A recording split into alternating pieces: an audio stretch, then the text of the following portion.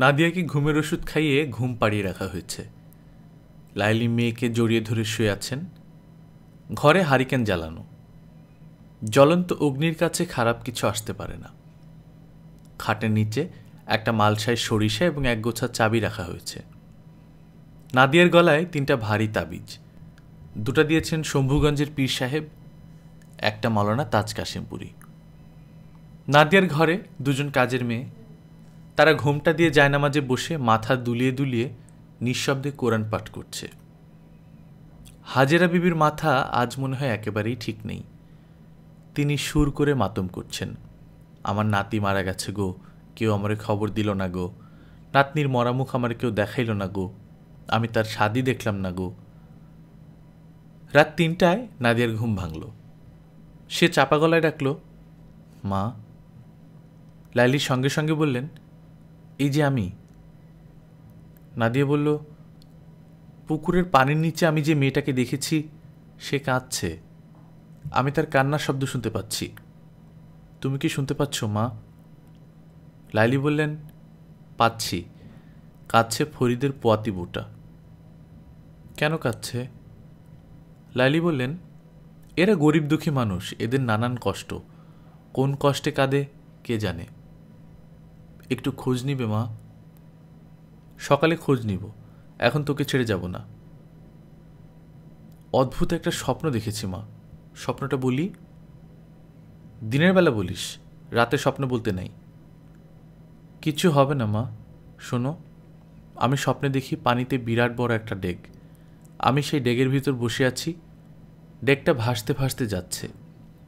মাঝে মাঝে আমি ডেগের ভেতর থেকে মাথা বের করছি, তখন দেখি চারদিকে পানি, সমুদ্রের মতো, কিন্তু কোনো ঢেউ নেই, বাতাসও নেই। তারপরও ডেকটা ভাসতে ভাসতে যাচ্ছে। ভয়ঙ্কর স্বপ্ন, কিন্তু আমার একটু ভয় লাগছে না। লাইলি বললেন, ভালো কোনো তফসিরকারীর কাছে স্বপ্নটা বলে পাঠাবো, উনি তফসির করবেন।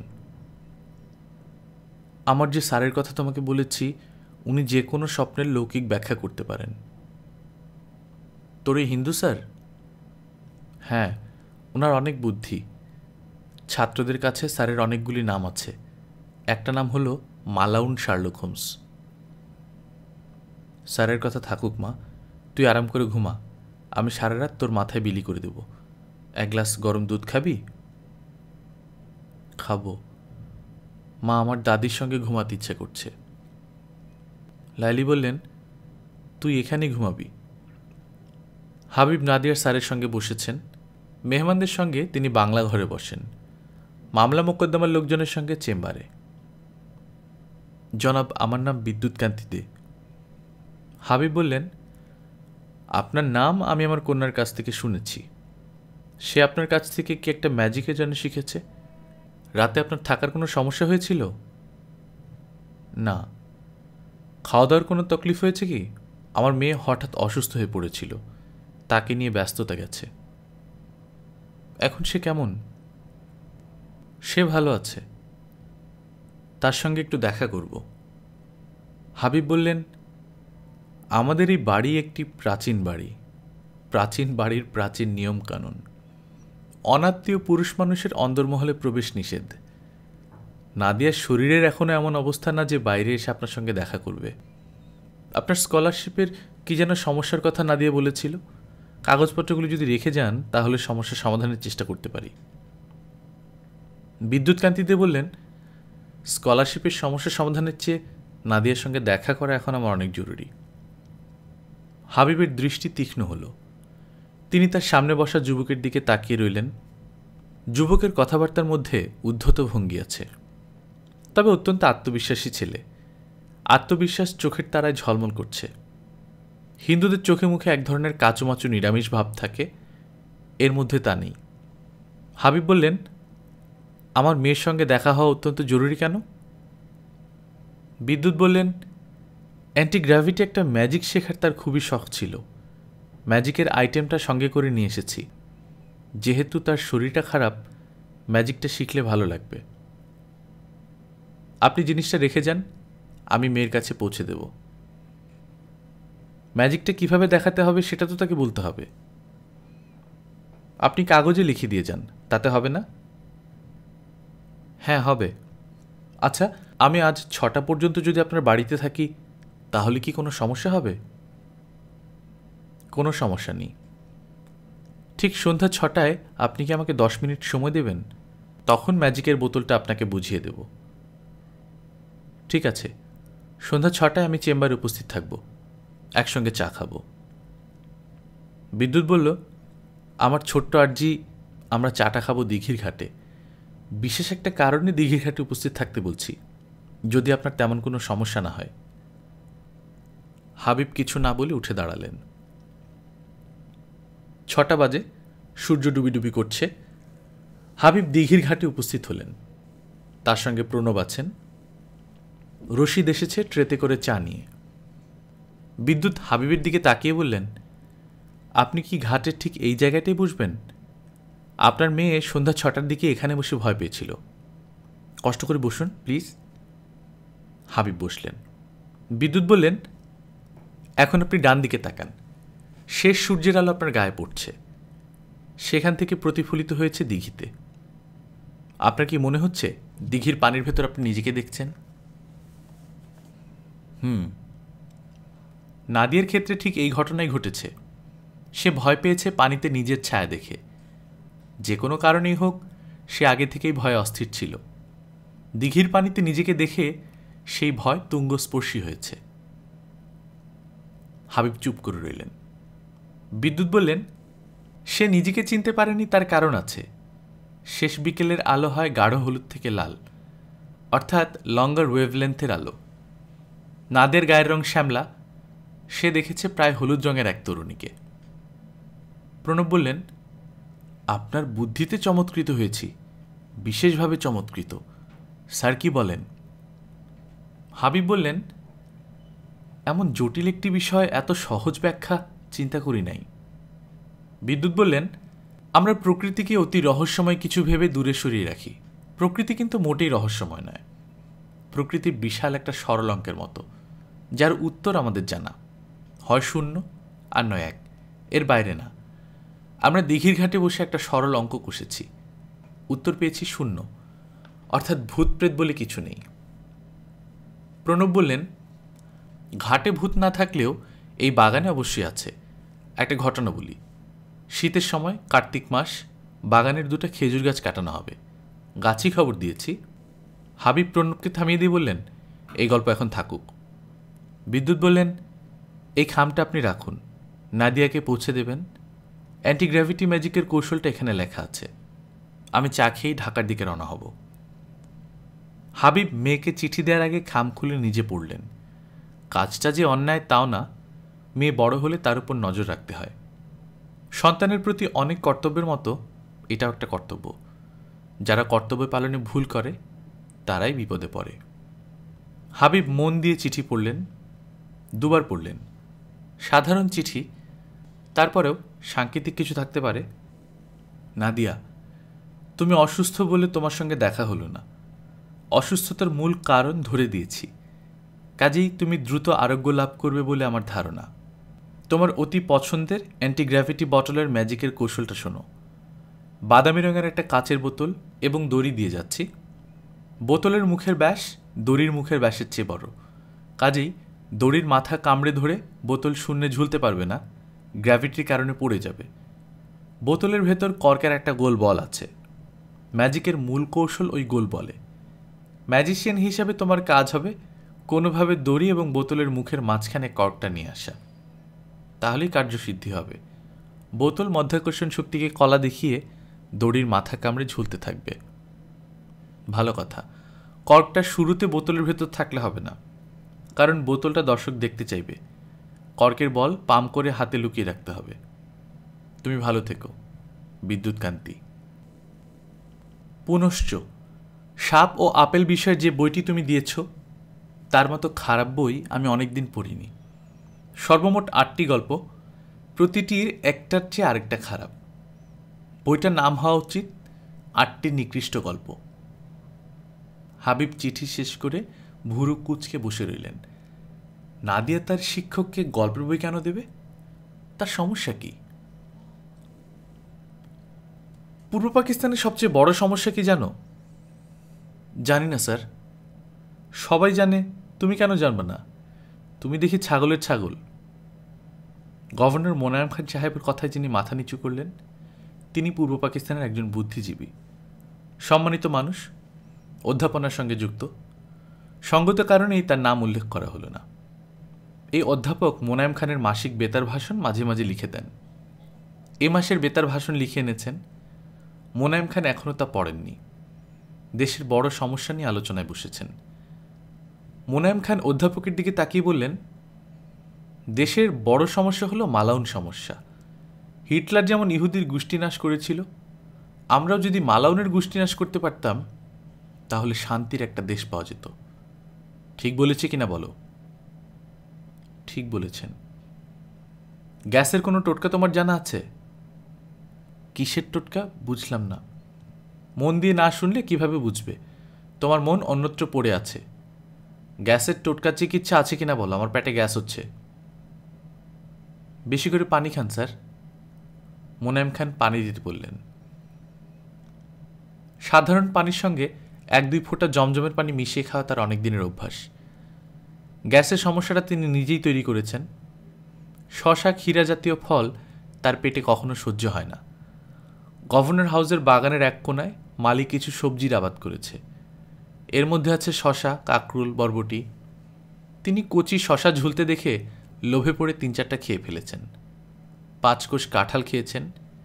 এই দুয়ে মিলে পেটে কঠিন গ্যাস তৈরি হয়েছে। মোনায়েম খান 2 গ্লাস পানি খেয়ে বললেন, বিশিষ্ট মানুষের গ্যাসের সমস্যা কঠিন সমস্যা। সাধারণ মানুষের জন্য এটা কিছু না, বিশিষ্ট মানুষের জন্য বিশিষ্ট সমস্যা। ধরো তোমার পেট ভর্তি গ্যাস, ক্লাসে গিয়েছ, পড়াচ্ছ, হঠাৎ পাদ মারলা।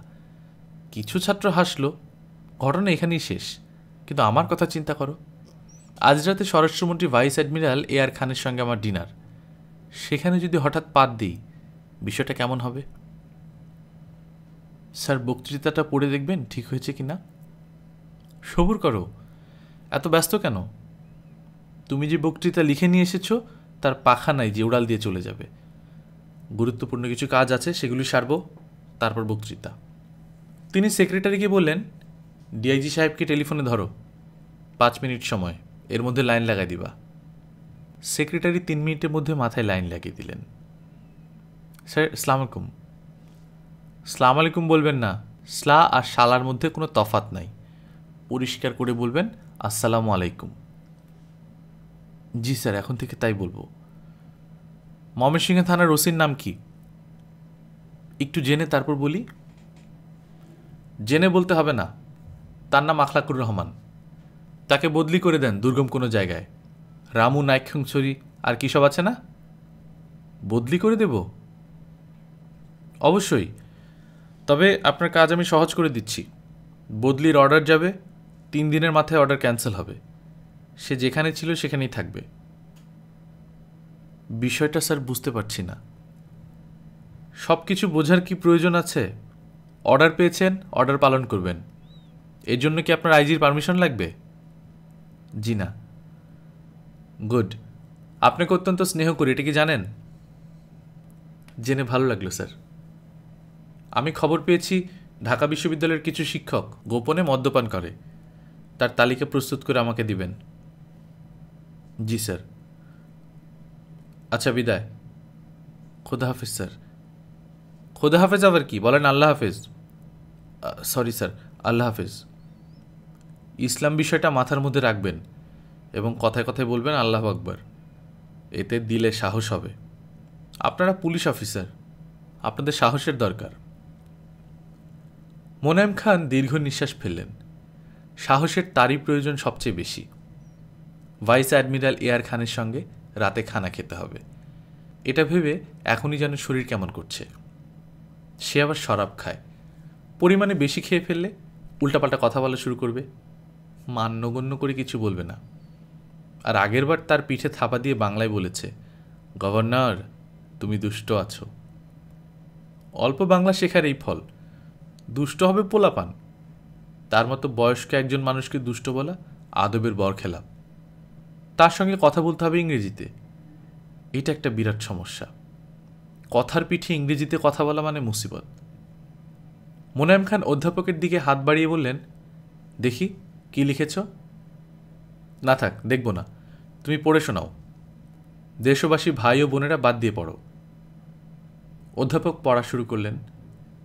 পূর্ব পাকিস্তানের রন্ধ্রে রন্ধ্রে দুষ্কৃতিকারীরা ঘাঁটি পেতেছে। মোনায়েম খান বিরক্ত মুখে বললেন, তোমাকে কতবার বলেছি যে কঠিন শব্দ ব্যবহার করবে না? তোমার রন্ধ্রফন্ধ্র কয়টা লোকে বুঝবে? ডিকশনারি হাতে নিয়ে কেউ বক্তৃতা শোনে না।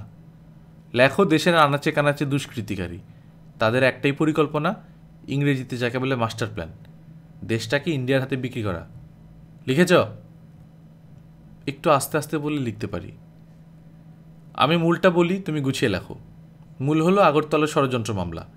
মামলা বিচারের জন্য স্পেশাল ট্রাইব্যুনাল বসেছে। ট্রাইব্যুনালের প্রধান সাবেক বিচারপতি জনাব এম এ রহমান। সঙ্গে থাকবেন বিচারপতি জনাব মুজিবুর রহমান খান এবং বিচারপতি জনাব মকসুমুল হাকিম। এই ট্রাইব্যুনাল কুর্মিটোলা সেনানিবাসে আটক শেখ মুজিব সহ ৩৫ জন দেশদ্রোহীর বিচার করবে। এই ট্রাইব্যুনালের রায় মাথা পেতে নিতে হবে। রায়ের বিরুদ্ধে কোনো আপিল চলবে না। সবশেষে লিখবে, পাকিস্তানের দেশপ্রেমিক জনতা এই নগ্ন দেশদ্রোহিতার বিচার চায়। আল্লাহ আকবর, পাকিস্তান পায়ন্দাবাদ। শুরু করবে আইয়ুব খানের উন্নয়নের দশক দিয়ে। বলবে জাতি এই মহামানবের অবদান কখনো ভুলবে না। মোনায়েম খান বেল টিপে তার সেক্রেটারিকে ডেকে বললেন, তথ্য সচিবকে জানাও যে আমি তার উপর কিঞ্চিত নাখোশ। ঢাকা টেলিভিশন উন্নয়নের দশক ঠিকমতো প্রচার করছে না। এখন তথ্য সচিবকে, বাঙালি না? জি না স্যার, উনি মুলতানের। তাহলে থাক, কিছু বলার দরকার নাই। মোনায়েম খান পাঞ্জাবির পকেটে হাত দিলেন। সেখানে চুনি পাথরের একটা তসবি আছে, ছোট ছোট দানা। মন অস্থির হলে তিনি গোপনে তসবি জপ করেন, এতে মন শান্ত হয়। আজ তার মন নানান কারণে অস্থির।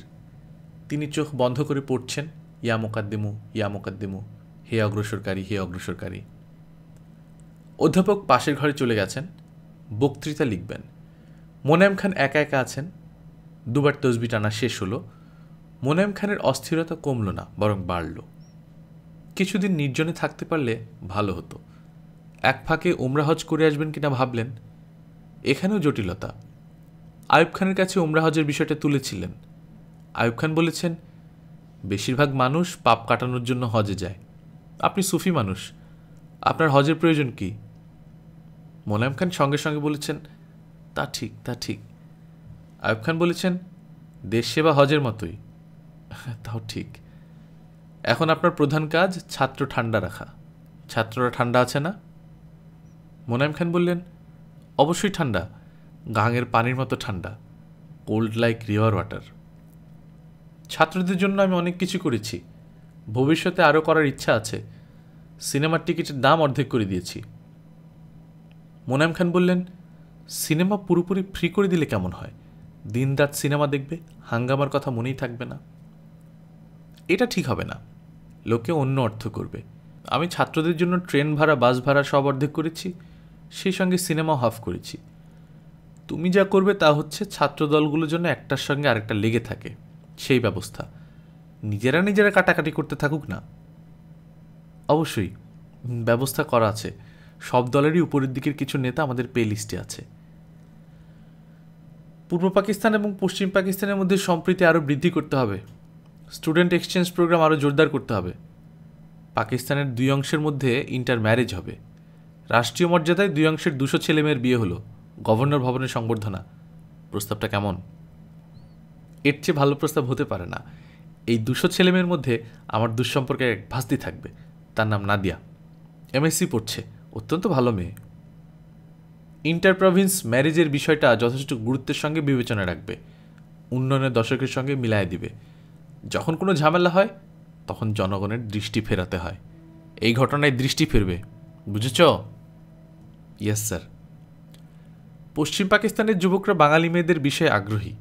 বিয়েতে সমস্যা হওয়ার কথা না, তবে পূর্ব পাকিস্তানের কিছু ফকির মিসকিন পশ্চিম পাকিস্তানের কিছু ফকির মিসকিনকে বিয়ে করে লোক হাসাক, আমি তা চাই না।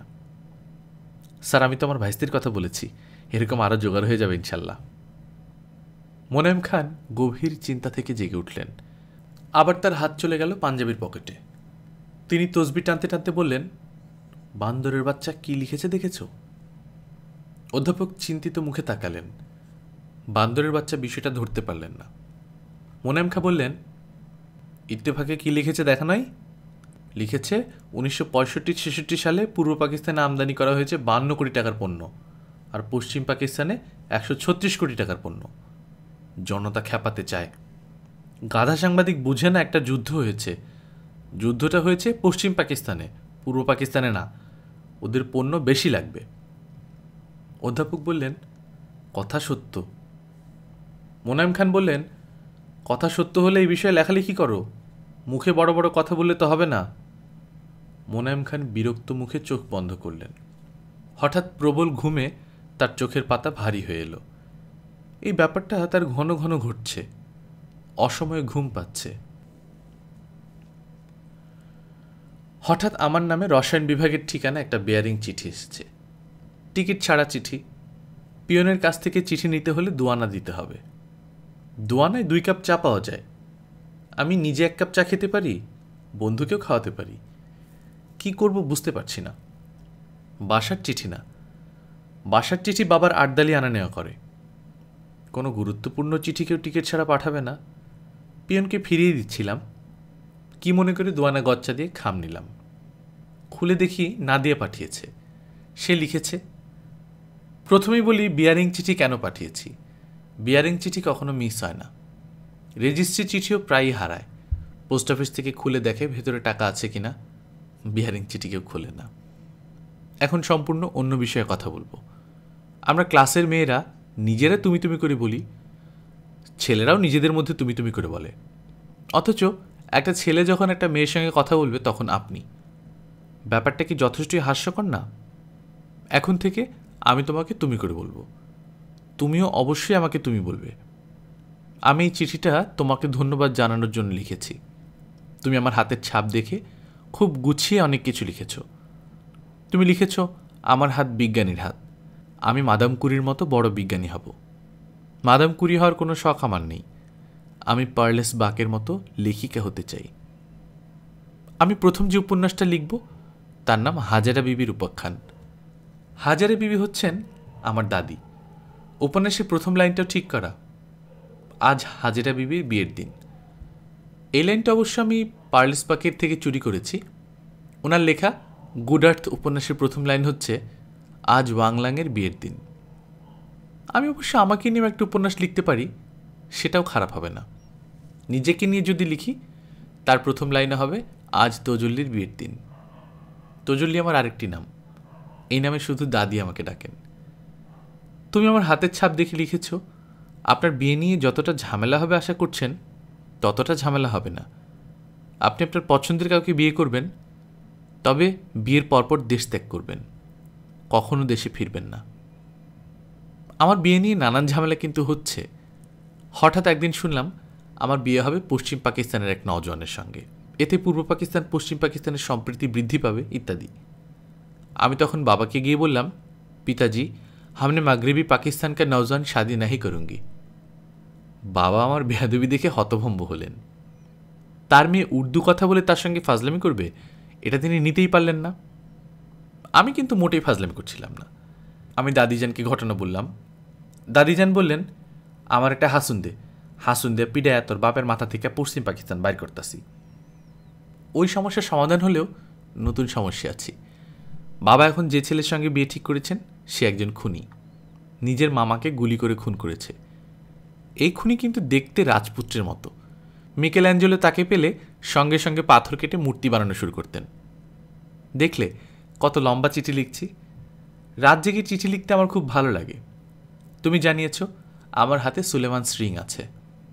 যাদের হাতে এই চিহ্ন থাকে তারা আধ্যাত্মিক ক্ষমতা সম্পন্ন হয়। আমার কোনো আধ্যাত্মিক ক্ষমতা নেই, ভয় পাওয়ার ক্ষমতা আছে। দিঘির জলে নিজের ছায়া দেখে এমনই ভয় পেয়েছিলাম, কয়েক ঘন্টা অচেতন ছিলাম। এখন ভালো। বাবা বলেছেন শরীর পুরোপুরি সারলে ঢাকায় যেতে পারবো, কিন্তু দিঘির ঘাটে কখনোই যেতে পারবো না। তবে আমি নিয়মিতই দিঘির ঘাটে যাচ্ছি। মা আমার জন্য তার দেশের বাড়ি থেকে 12 বছর বয়সে একটা মেয়ে আনিয়ে দিয়েছেন। মেয়েটার নাম বিছুন, অর্থ পাখা। আমি তার নাম বদলে রেখেছি পদ্ম, কারণ সে পদ্মের মতোই সুন্দর। মেয়েটার ডিউটি হচ্ছে সে 1 সেকেন্ডের জন্য আমাকে চোখের আড়াল করতে পারবে না। তা সে করছে না। সে আমার সঙ্গে ছায়ার মতো ঘনিষ্ঠভাবে আছে। অন্ধকারেও মানুষের ছায়া থাকে না, সে অন্ধকারেও থাকে এবং টকটক করে সারাক্ষণ কথা বলে। তার প্রধান আগ্রহ শিল্লুকে। রোজ আমাকে 4-5টা শিল্লুক ধরবে, উদ্ভট উদ্ভট সব শিল্লুক, যেমন কৈলাটির নানি হাত দিয়া ধরলে পানি। এই শিল্লুকের অর্থ হলো আকাশ থেকে পড়া শিল। শিল হাত দিয়ে ধরলে পানি হয়ে যায়। এখন তুমি বলো, কৈলাটির নানির সঙ্গে শিলের কি সম্পর্ক? তোমাকে দীর্ঘ চিঠি লিখলাম। আমার মন বলছে তুমি এই চিঠি তোমার সব বন্ধুদের পড়াবে এবং বলবে নাদিয়া নামের একটি মেয়ে আমার প্রেমে হাবুডুবু খাচ্ছে। এই কাজটি করো না, আমি প্রেমে পড়া টাইপ মেয়ে না। ভালো থেকো। তোজল্লি, নাদিয়া, দিয়া। পুনশ্চ পদ্ম মেয়েটিকে নিয়ে যা লিখলাম সবই মিথ্যা। পদ্ম নামে কেউ নেই। আমি যে বানিয়ে বানিয়ে গল্প বলা শিখে গেছি তা প্রমাণ করার জন্যই পদ্ম। তুমি নিশ্চয়ই বিশ্বাস করে ফেলেছ পদ্ম বলে একজন আছে। মোটামুটি অপরিচিত কোনো তরুণীর কাছ থেকে পাওয়া আমার জীবনের দীর্ঘতম পত্র। প্রথমে ইচ্ছে হলো কেমিস্ট্রির সব ছাত্রছাত্রীকে একত্র করে চিঠিটা পড়ে শোনাই। অনেক কষ্টে লোভ সামলালাম। বিকালে কেমিস্ট্রি প্র্যাকটিক্যাল ক্লাস ছিল। ক্লাস বাদ দিয়ে চলে গেলাম পাবলিক লাইব্রেরিতে। গুড আর্থ আগেই পড়া ছিল। মনে হলো এই বই আরেকবার পড়া উচিত। রাত 8টা পর্যন্ত লাইব্রেরি খোলা। 8টা পার করে হলে ফিরলাম। হলে তখন ভয়ঙ্কর অবস্থা। 3টা ডেড বডি গেস্ট রুমের সামনে পড়ে আছে, রক্তে মেঝে ভেসে যাচ্ছে। ডেড বডিগুলো কার, এখানে কেন, ঘটনা কি, কিছুই জানি না। ডেড বডি মানেই কান্নার শব্দ, আতরের গন্ধ। এখানে তার কিছুই নেই। হলের কর্মকর্তা, প্রভোস্ট, হাউস টিউটর কাউকে দেখা যাচ্ছে না। দারোয়ানদের শুকনো মুখে ঘুরতে দেখা যাচ্ছে। হলের ভেতর ধাওয়া পাল্টা ধাওয়া কিছুই হচ্ছে না। ডাইনিং হল খোলা আছে। ক্ষুধার্ত ছাত্ররা রাতের খাবার খেতে যাচ্ছে। আমিও খেতে গেলাম। ইমপ্রুভড ডায়েট ছিল, পোলাও, মাংস, দই। খাওয়া শেষ করে হলের স্টোর থেকে 10 পয়সা দিয়ে একটা ক্যাপস্টান সিগারেট কিনে লম্বা টান দিলাম। জীবনের প্রথম সিগারেট। যেখানে দাঁড়িয়ে সিগারেট খাচ্ছি সেখান থেকে 3টা ডেড বডি দেখা যাচ্ছে। আমি বিকারশূন্য অবস্থায় সিগারেট টানছি, যেন আশেপাশের জগতের সঙ্গে আমার কোনো যোগ নেই। আমি সিস্টেমের ভেতরের কেউ না, সিস্টেমের বাইরের একজন লোক। তার পরদিন দুপুরে আরেকটি ঘটনা ঘটল। মহসিন হলের পাশেই জিন্না হল। জিন্না হলের 5 তলায় একজন এনএসএফ নেতা ঘরে 17-18 বছরের এক তরুণী। এক পর্যায়ে সেই তরুণী নিজেকে বাঁচানোর জন্য 5 তলার জানালা থেকে লাফ দিয়ে পড়ল, সঙ্গে সঙ্গেই মারা গেল। কাকতালীয়ভাবে এই মেয়েটির নামও নাদিয়া। অনেকের সঙ্গে আমিও মেয়েটাকে দেখতে গেলাম। মধ্যবিত্ত ঘরের মায়া মায়া চেহারার এক তরুণী, চোখে কাজল দেয়া, গায়ে নীল শাড়ি। নীল রঙের শাড়ির উপর রক্ত ভেসে উঠছে। সালভাদর দালিকে জিজ্ঞেস করা হয়েছিল সৌন্দর্য কি। তিনি বলেছিলেন সৌন্দর্য হচ্ছে রঙের সঙ্গে রঙের খেলা। যে ছাত্রের ঘর থেকে লাফিয়ে পড়ে মেয়েটি মারা গেল তার কিছুই হলো না। সে বহাল তবিয়তে বাস করতে লাগলো। তার একটা ভারী মোটরসাইকেল ছিল। সে বিকট শব্দে মোটরসাইকেলে করে ঘুরতে লাগলো। মহসিন হলের ক্যান্টিনে সে কিছু বন্ধুবান্ধব নিয়ে খেতে বসেছে। আমি তাদের পাশের টেবিলে আছি। তাদের আলোচনা শুনছি। আলোচনার বিষয়বস্তু রাশিয়ান ছবি, ব্যালাড অফ এ শোল্ডার। মোটরসাইকেলওয়ালা নাকি এই ছবি 5 বার দেখেছে এবং প্রতিবারই কেঁদেছে।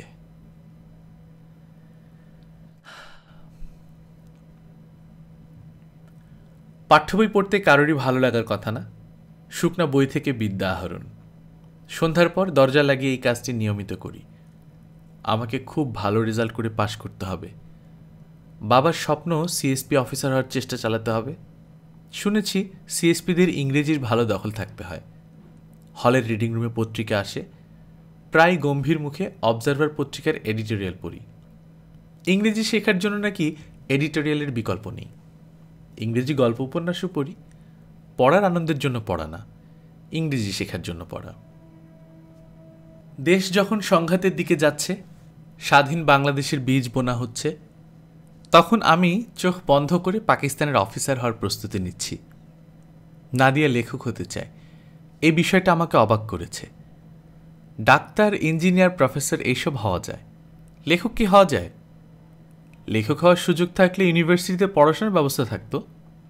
আগ্রহীরা ঔপন্যাসিক হবার ক্লাসে অনার্স নিত। নাদিয়ার চিঠি কি কোনোভাবে আমাকে প্রভাবিত করেছিল? মনে হয় করেছে। এক হরতালের দিনে আমি দরজা বন্ধ করে একটা ছোট গল্প লিখে ফেললাম। নাম গন্ধ। লেখা শেষ করে নিজে পড়লাম। আমার পাশের রুমে থাকতেন ফিজিক্সের ছাত্র আনিস সাবেদ। তাকে পড়তে দিলাম। তিনি বললেন, গল্পের নাম গন্ধ না দিয়ে দুর্গন্ধ দিলে ভালো হতো। গল্প থেকে দুর্গন্ধ আসছে। গল্প ছিঁড়ে কুটি কুটি করে কেমিস্ট্রিতে মন দিলাম। বাইরে অশান্ত নগরী, মিটিং, মিছিল, হরতাল। আমার জীবন তরঙ্গহীন। ক্লাস থাকলে ক্লাসে যাই, ক্লাস না থাকলে দরজা বন্ধ করে ঘরে বসে থাকি। নিউ মার্কেটের ভেতর একটা চায়ের দোকান আছে, নাম লিবার্টি ক্যাফে। এই ক্যাফেতে চা ছাড়াও মহার্ঘ পানীয় কফি পাওয়া যায়। চায়ের দাম 2 আনা, কফি 8 আনা। আমার খুব যখন মেজাজ খারাপ থাকে তখন লিবার্টি ক্যাফেতে কফি খেতে যাই।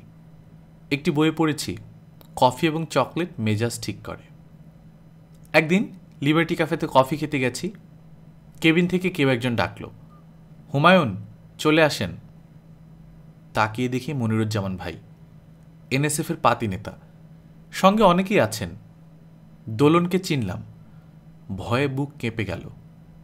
কেবিনে যাওয়ার অর্থই হয় না, না গিয়ে উপায় নেই। আমি কেবিনে ঢুকলাম। মনির ভাই পরিচয় করিয়ে দিলেন। ব্রিলিয়ান্ট ছেলে, স্ট্যান্ড করা, হিপনোটিজম জানে, ম্যাজিক জানে। দোলন বিরক্ত চোখে কিছুক্ষণ তাকিয়ে থেকে বললেন, কাটলেট খাবেন? আমি বললাম, না। অন্য কিছু খাবেন? না। দোলন আমাকে সম্পূর্ণ অগ্রাহ্য করে নিজেদের মধ্যে আলোচনায় মন দিলেন। আলোচনার বিষয়, এনএসএফ 2 ভাগে ভাগ হয়েছে। ভাগাভাগি আরও আগে হওয়াই উচিত ছিল। এনএসএফ 2 ভাগে ভাগ হয়েছে এই তথ্য আমি জানতাম না। লিবার্টি ক্যাফেতে ঢোকার কারণে জানলাম এনএসএফের 1 ভাগ আইয়ুবপন্থী এবং পুরোপুরি পাকিস্তানপন্থী। তাদের প্রধান জমির আলী। 2য় ভাগের প্রধান দোলন। তারা মোনায়েম বিরোধী। এই সময় আমার বন্ধু জনৈকা তরুণীর প্রেমে পড়ল। তরুণীর নাম রূপা। বন্ধুর প্রেমপত্র লিখে দেওয়ার পবিত্র দায়িত্ব পড়ল আমার হাতে। রূপার চিঠি সে আমাকে এনে দেয়। আমি আগ্রহ নিয়ে পড়ি, উত্তর লিখতে বসি। চিঠি চালাচালি চলতে থাকে। রূপা আমাকে চেনে না, আমিও তাকে চিনি না। গভীর আগ্রহ এবং আনন্দ নিয়ে তাকে চিঠি লিখে যাই। মাতাল সময়ে লেখা সেই প্রেমপত্রগুলোই হয়তো আমার প্রথম সাহিত্যকর্ম। আমার বন্ধুর সঙ্গে রূপা মেয়েটির বিয়ে হয়নি। আমার বন্ধু তার পরিচিত এক আত্মীয়াকে বিয়ে করে শ্বশুরের পয়সায় ইংল্যান্ড চলে গেল। তার বিয়ের দাওয়াতে কুমিল্লা গিয়েছিলাম। বিয়ের আসরে বন্ধুপত্নীকে দেখে ধাক্কার মতো খেলাম। অতি স্বাস্থ্যবতী কন্যা, মাথা শরীরের তুলনায় ছোট। মেয়েটিকে অত্যন্ত আনন্দিত মনে হলো। সে সারাক্ষণই হাসছে। কিছুক্ষণের মধ্যেই মেয়েটি সারাক্ষণ হাসির কারণ বের করলাম। তার দাঁত মুখের বাইরে, ঠোঁট দিয়েও সেই দাঁত ঢেকে রাখা যায় না। রূপাকে আমি দেখিনি, তার ছবি দেখেছি। কি মিষ্টি, কি শান্ত চেহারা, পটে আঁকা ছবি। রূপা যেন হারিয়ে না যায়, তার জন্যই হিমুর বান্ধবী হিসেবে আমি তাকে নিয়ে আসি। হিমুকে নিয়ে লেখা প্রতিটি উপন্যাসে রূপা আছে। আমরা কাউকেই হারাতে চাই না, কিন্তু সবাইকেই হারাতে হয়। ফরিদের মামলা কোর্টে উঠেছে। পুলিশ চার্জশিট আগেই দিয়েছিল। ফরিদ ম্যাজিস্ট্রেটের কাছে স্বীকারোক্তিমূলক জবানবন্দি দিয়েছে। তার পক্ষে মামলা পরিচালনা করছেন উকিল মুসলিম উদ্দিন, হাবিব খানের জুনিয়র। রাষ্ট্রপক্ষ প্রমাণের চেষ্টা করছে খুন হয়েছে। মুসলিম উদ্দিন বলছেন দুর্ঘটনা ঘটেছে। মামলা সাজানোর পরিকল্পনায় কিছু পরিবর্তন হয়েছে। ফরিদকে দেখানো হচ্ছে হাজী রহমত সাহেবের কেয়ারটেকার হিসেবে। বন্দুকের লাইসেন্স হাজী সাহেবের নামে। তার কেয়ারটেকারের পক্ষেই বন্দুক পরিষ্কার করা যুক্তিযুক্ত। তাছাড়া হাসানকে কোনো কিছুতেই রাখা হচ্ছে না। হত্যাকাণ্ডের সময় সে অকুস্থলে ছিলই না। ময়মনসিংহে এসেছিল সিনেমা দেখতে। 2 রাত হোটেলে ছিল। হোটেলের রেজিস্ট্রারে ব্যাকডেটে তার নাম তোলা হয়েছে। হাজী সাহেবের সাক্ষ্য ভালো মতো হয়েছে। তিনি কোনো ভুল করেননি, বেফাস কোনো কথা বলেননি। যা শিখিয়ে দেওয়া হয়েছে তাই বলেছেন, বিশ্বাসযোগ্যভাবে সুন্দর করে বলেছেন। আপনি এই বন্দুক দিয়ে পাখি শিকার করেন? জি। রোজ শিকার করেন? হঠাৎ হঠাৎ করি, রোজ না। কি পাখি? বক, হরিয়াল, ঘুঘু। ছড়াগুলি ব্যবহার করেন? জি। তাহলে বন্দুকের ভেতর ছড়াগুলি থাকার কথা, বুলেট ছিল কেন? একটা বাগডাসা খুব উপদ্রব করছিল, হাঁস মুরগি নিয়ে যায়, একটা ছাগলও নিয়ে গেছিল। বাগডাসা মারার জন্য বুলেট ভরেছিলাম। বাগডাসা মারতে পেরেছিলেন? জি জনাব। দুনলা বন্দুকের একটা গুলি খরচ হয়েছে, আরেকটা হয় নাই। বন্দুকে একটা গুলি আছে, ফরিদ বুঝতে পারে নাই। বন্দুক পরিষ্কার করতে গিয়ে দুর্ঘটনা ঘটিয়েছে। এখানে তার যতটা দোষ, আমারও ততটাই। বুলেট আমি কেন সরায় রাখি নাই? আপনারা শাস্তি দিতে চাইলে আমাকে দিবেন, আমারই শাস্তি হওয়া উচিত। হাজি সাহেব শেষের কথাগুলো জজ সাহেবের দিকে হাত জোর করে বললেন। বলার সময় তার গলা ভেঙে গেল। তার কাঁধে রাখা চাদরে চোখ মুছলেন। ডিস্ট্রিক্ট জজ বললেন, ঠিক আছে, আপনি যান, অন্য কোনো সাক্ষী থাকলে আসুক। পরের সাক্ষীর নাম আমেনা বেগম। সে প্রত্যক্ষদর্শী। হাবিব জেরা করার জন্য তার জুনিয়রকে উঠতে দিলেন না, নিজেই উঠলেন। আপনার নাম আমেনা বেগম? জি। আপনি কি করেন? আমি কৈতর বাড়িতে পাক শাকের কাম করি। ফরিদকে আপনি চেনেন? যে, হ্যাঁ, আমারে খালা ডাকে। ফরিদ ছেলে কেমন? হ্যাঁ, ফেরেশতার মতো, তার মধ্যে খারাপ কিছু দেখি নাই।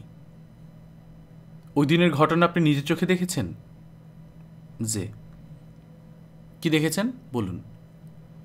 ফরিদ সকালবেলা আমারে কইল, খালাজি আমার এক কাপ চা দেন, চা খাইয়া বন্দুক সাফ করব। আমি বললাম, কাল একবার বন্দুক সাফ করলি, আইজ আবার?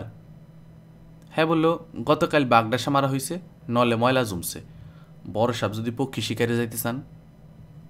আমি বললাম, তুই যা বন্দুক সাফ কর, আমি চা নিয়ে আইতাছি। হ্যাঁ বলল, মামার জন্য এক কাপ চা আনবা, মামা নামাজে দাঁড়াইছেন, নামাজ শেষ করে চায়ে চুমুক দিলে ভাল লাগবো। মামাকে? যিনি খুন হয়েছেন তারে ফরিদ মামা ডাকত, উনারে ফরিদ অত্যধিক সম্মান করত। মামা মামা ডাইকা পিছনে ঘুরত। আমার আর কিচ্ছু জিজ্ঞেস করার নেই। স্যার, ঘটনা কেমনে ঘটছে সেটা জিগান, বিশদে কই। আর একটু হইলে আমি গুলি খায়া মরতাম। ভাইগনার হাতে খালার মৃত্যু, বন্দুকের নল আসিল আমার দিকে। হিয়া মাবুদ এলাহি। হাবিব নিজের জায়গায় এসে বসলেন। প্রণব চাপা গলায় বলল, সাক্ষী কেমন জোগাড় হয়েছে দেখেছেন স্যার? সব ঠোঁটস্থ, প্রশ্নের আগে উত্তর। হাবিব বললেন, বেশি মুখস্থ হওয়া ভালো না, বেশি মুখস্থের সাক্ষী সন্দেহজনক, কেউ বিশ্বাস করে না। প্রণব গলা আরও নামিয়ে বলল, গতকালের ময়মনসিংহ বার্তা পড়ছেন স্যার? ময়মনসিংহ বার্তা আমি পড়ি না। আমিও পড়ি না, একজন আমার হাতে দিয়ে গেছে, নেন পড়েন, পড়া প্রয়োজন। শেষ পৃষ্ঠা। হাবিব ময়মনসিংহ বার্তার শেষ পৃষ্ঠা পড়লেন। সেখানে উদরপিণ্ডি বুধুর ঘাড়ে নামে একটা খবর ছাপা হয়েছে। খবরের বিষয়বস্তু হলো, খুন করেছে একজন, বিচার হচ্ছে আরেকজনের। ফরিদের মামলার পুরো বিবরণ সেখানে লেখা। মূল খুনিকে এই নাম শুধু বাদ। হাবিব বললেন, পত্রিকার সম্পাদককে আমার সঙ্গে দেখা করতে বলবা। কবে দেখা করবে? আজ রাত 8টার পর। ওসি সাহেবকেও বলবে। রেলওয়ে রিফ্রেশমেন্ট থেকে জিনিস আনায় রাখবো? অবশ্যই। হেকিমের দোকানের পরোটা মাংস যেন থাকে, ওসি সাহেব পছন্দ করেন। নাদিয়া আম্মাজ ঢাকা যাবে না? না, এই গণ্ডগোলে তাকে ঘরের বাইরে পাঠাবো না। প্রয়োজনে 1 বছর মিস দিবে, পরের বছর পড়বে। আম্মা কি রাজি হবেন? তার রাজি না হওয়ার তো কিছু নেই। বৌদি শিকার পেয়েছেন? তার শিকার পাওয়া অস্বীকার পাওয়ার কিছু নেই। সংসার একটা গাড়ির মতো, সেই গাড়ির চালক একজন। 2 জন একসঙ্গে গাড়ি চালায় এমন কথা কেউ শুনে নাই।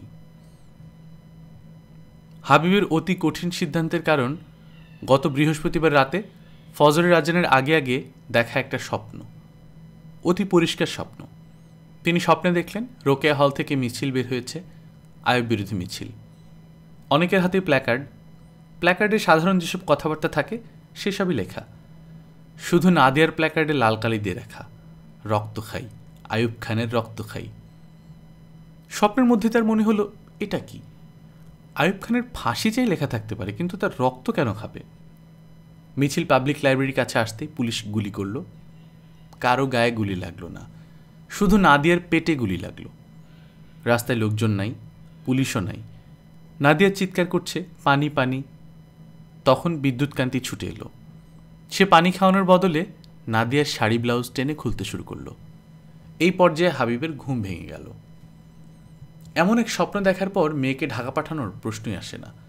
স্বপ্নের দোষ কাটানোর জন্য তিনি একটা মোরগ সদকা দিয়েছেন, 10টা কবুতর আজাদ করেছেন, 3 জন এতিম খাইয়েছেন, শম্ভুগঞ্জের পীর সাহেবের কাছে লোক পাঠিয়েছেন। তিনি চিল্লায় বসে বিশেষ দোয়া করবেন। হাবিব মেয়েকে স্বপ্নের কথা বলেছেন, বিদ্যুৎ নামের শিক্ষকের অংশটি বলেননি। নিজের মেয়েকে এই বিষয়ে বলা যায় না। নাদিয়া বলেছে, দেশ জুড়ে আন্দোলন হচ্ছে, এই কারণেই এমন স্বপ্ন। এই স্বপ্ন নিয়ে দুশ্চিন্তাগ্রস্ত হবার কিছু নাই। হাবিব বললেন, আমি তোমার মতো জ্ঞানী না, আমি দুশ্চিন্তাগ্রস্ত হই।